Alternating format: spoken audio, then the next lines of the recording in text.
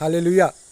നീണ്ട 7 മാസക്കാലത്തോളം ഈ അരുണാചൽ പ്രദേശിൽ ഈ ദേവാലയം പണിയുവാനായിട്ട് കർത്താവ് എന്നെ അനുവദിച്ചു. ഇന്ന് ഞാൻ എൻ്റെ ജോലി ഇവിടെ പൂർത്തിയാക്കി തിരിച്ച് നാട്ടിലേക്ക് പോവുകയാണ്. ജീവിതത്തിൽ ആദ്യമായിട്ടാണ് ഞാനൊരു ദേവാലയം സ്വന്തമായിട്ട് പണിയുന്നത്, അതും എൻ്റെ സ്വന്തം പ്ലാനിൽ തന്നെ. അതും ഈ അരുണാചൽ പ്രദേശിൽ തന്നെ പണിയുവാൻ കർത്താവ് കൃപ നൽകി എന്നുള്ളതാണ് ഏറ്റവും മഹത്തായ കാര്യം. 2-2.5 വർഷങ്ങൾക്ക് മുമ്പ് ഡിവൈൻ ധ്യാന കേന്ദ്രത്തിൽ ഞാനിങ്ങനെ പ്രാർത്ഥിച്ചുകൊണ്ടിരിക്കുമ്പോൾ, ദിവ്യാനത്തിന് മുമ്പിലിരിക്കുമ്പോൾ ഈ ദേശവും ഈ ദേശത്തിലെ കുറച്ച് ആൾക്കാരെ ദർശനത്തിലൂടെ എനിക്ക് കാണുവാൻ സാധിച്ചു. ഇത് മറ്റുള്ളവർ വിശ്വസിച്ചാലും ഇല്ല എങ്കിലും എനിക്ക് സംഭവിച്ച ഒരു കാര്യമാണ്. ആ 2 വർഷങ്ങൾക്ക് ശേഷം അതേ ഗ്രാമത്തിലേക്ക് കടന്നു വരുവാൻ കർത്താവ് എനിക്ക് ഇടയാക്കി. ഞാനിവിടെ കടന്നു വരുമ്പോൾ ദർശനത്തിൽ കണ്ട അതേ സ്ഥലം ഞാനിവിടെ കാണുമ്പോൾ ഞാൻ സത്യം പറഞ്ഞു കഴിഞ്ഞാൽ വളരെ അത്ഭുതപ്പെട്ടു പോയി. കർത്താവ് എത്ര കൃത്യമായിട്ടാണ് ഓരോ കാര്യങ്ങളും നയിക്കുന്നത് എന്ന്. നമ്മൾ പലപ്പോഴും മിഷണറിമാരെ കുറ്റപ്പെടുത്തുകയും പുറത്ത് മിഷൻ ചെയ്യുന്ന ഓരോ വൈദികരെയും സിസ്റ്റേഴ്സിനെയും കളിയാക്കുകയൊക്കെ ചെയ്യാറുണ്ട്. എന്നാൽ ഇവരനുഭവിക്കുന്ന കഷ്ടപ്പാടുകൾ, ബുദ്ധിമുട്ടുകൾ ചില്ലറയൊന്നുമല്ല. കാരണം ഇവിടെ ഈ കറണ്ടില്ല, മൊബൈലിൻ്റെ റേഞ്ച് കിട്ടിയില്ല, അങ്ങനെ പല ബുദ്ധിമുട്ടുകളുണ്ട്. അതുപോലെ തന്നെ ഭക്ഷണം, നമുക്ക് ഇവരുടെ ഭക്ഷണമൊന്നും ഇരിക്കാൻ വലിയ ബുദ്ധിമുട്ടാണ്. എന്നിരുന്നാലും ഇതൊക്കെ അഡ്ജസ്റ്റ് ചെയ്തുകൊണ്ട് ഈ ഒരു മിഷൻ ഗ്രാമത്തിലേക്ക് കടന്നു വരുവാനും ആ മിഷൻ ഗ്രാമത്തിലുള്ള ആളുകളുടെ കൂടെ ഇരിക്കുവാനും അവരുടെ സന്തോഷത്തിൽ പങ്കുചേരുവാനും അവരുടെ ഭവനങ്ങളൊക്കെ കടന്നു ചെല്ലുവാനും കഴിയുക എന്നുള്ളതൊരു ഭാഗ്യം തന്നെയാണ്. അത് കർത്താവ് ഒരുക്കുന്നത് കൊണ്ടാണ് ഇവിടെ കടന്നു വരാൻ പറ്റുന്നത്. സാധാരണ ഒരു മനുഷ്യനെ കൊണ്ട് അങ്ങനെ കടന്നു വരുവാൻ സാധിക്കുമെന്ന് എനിക്ക് തോന്നുന്നില്ല. ഇവിടെ ഞാൻ പലപ്പോഴും ചിന്തിക്കാറുണ്ട്, മിഷൻ ഗ്രാമങ്ങളിലായിരിക്കുന്ന വൈദികരും സിസ്റ്റേഴ്സും ഒരുപാട് കഷ്ടപ്പെടുന്നുണ്ട്. കാരണം ഞാൻ താമസിക്കുന്ന ഒരു വീടെന്ന് പറയുന്നത് ഇതാണ്, ഒരു ഷെഡ്. ഈ ഷെഡിലാണ് ഞാൻ താമസിക്കുന്നത്. ഈ ഷെഡിൽ പരിമിതമായ സ്ഥലങ്ങളേ ഉള്ളൂ. ഈ ഷെഡിൻ്റെ അകത്ത് പലപ്പോഴും ഞാനിവിടെ കിടന്നുറങ്ങുമ്പോൾ തന്നെ എൻ്റെ ദേഹത്തുകൂടെ എലികളൊക്കെ ഓടിപ്പോവും. അതുകൊണ്ടൊരു പലപ്പോഴും ഉറക്കം നഷ്ടപ്പെട്ടു പോകുന്നുണ്ട്, പലപ്പോഴും ഉറങ്ങാറില്ലാത്ത അവസ്ഥ. അപ്പോൾ അന്നേരമൊക്കെ ഞാൻ ചിന്തിക്കും, എത്രയോ കഷ്ടപ്പെട്ടിട്ടാണ് നമ്മൾ പല ശുശ്രൂഷകരും ഈ ദേശത്തേക്ക് കടന്നു വന്ന് എനിക്ക് മുമ്പേ കടന്നു വന്നിട്ട് ഇവിടെ ശുശ്രൂഷ ചെയ്ത് ഇവർക്ക് ദൈവവിശ്വാസം കൊടുത്തത് എന്ന് ആലോചിക്കുമ്പോൾ ദൈവത്തിൻ്റെ കരുണ എത്രയോ വലുതാണ്. അവിടുത്തെ സുവിശേഷം ലോകം മുഴുവനും എത്തിക്കണമെന്ന അവിടുത്തെ കൽപ്പനയാണ്. അതിന് ചെവി കൊടുക്കുന്നവരെ കർത്താവ് എടുത്ത് നയിക്കുന്നു എന്നുള്ള ഒരു സത്യമാണ് മനസ്സിലാക്കാൻ സാധിക്കുന്നത്. ഈ എൻ്റെ പുറകിൽ കാണുന്ന ഈ നദിയിൽ നിന്നാണ് ഇവിടെയുള്ള ആളുകളൊക്കെ വെള്ളം കുടിക്കുന്നത്.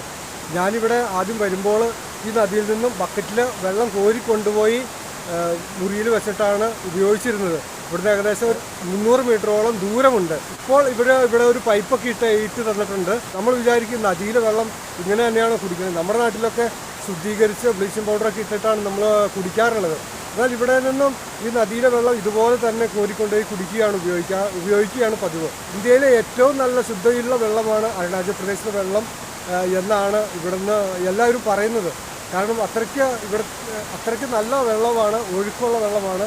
ഇതിൽ നിന്നും കോരിയെടുത്തുകൊണ്ടാണ് ഞങ്ങൾ പോയി വീട്ടിൽ ഉപയോഗിച്ചുകൊണ്ടിരുന്നത്. അപ്പോൾ ഓരോ മിഷണറിമാരുടെയും കഷ്ടപ്പാടുകൾ, ദുരിതങ്ങൾ വളരെ ഏറെയാണ്. ഇത്രയൊക്കെ കഷ്ടപ്പെട്ടിട്ടാണ് ഓരോ നാട്ടിലും സുവിശേഷം അറിയിക്കുന്നത്, യേശുവിൻ്റെ സ്നേഹം അറിയിക്കുന്നത്. സ്നേഹം ഇവർ അനുഭവിച്ച് കഴിയുമ്പോൾ അതിൽ നിലനിൽക്കുന്നു എന്നുള്ളതാണ് ഏറ്റവും മഹത്തായ കാര്യം. കാരണം അവരതിൽ നിന്നും പിന്തിരിഞ്ഞു പോകുകയില്ല. യേശുവിൽ വിശ്വസിച്ച് കഴിഞ്ഞാൽ ആ ഒരു വിശ്വാസത്തിൽ തന്നെ മുറുകെ പിടിച്ചുകൊണ്ട് മുന്നോട്ട് പോവുകയാണ് പതിവ്. നമുക്കും നമ്മുടെ വിശ്വാസത്തിൽ ഒടിയുറച്ച് നിൽക്കുവാൻ വേണ്ടി ഈശോയോട് പ്രാർത്ഥിക്കാം. ഹല്ലേലൂയ. ഞാനിന്ന് പോവുകയാണെന്ന് പറഞ്ഞപ്പോൾ ഇവർക്കെല്ലാം വളരെ സങ്കടമാണ്.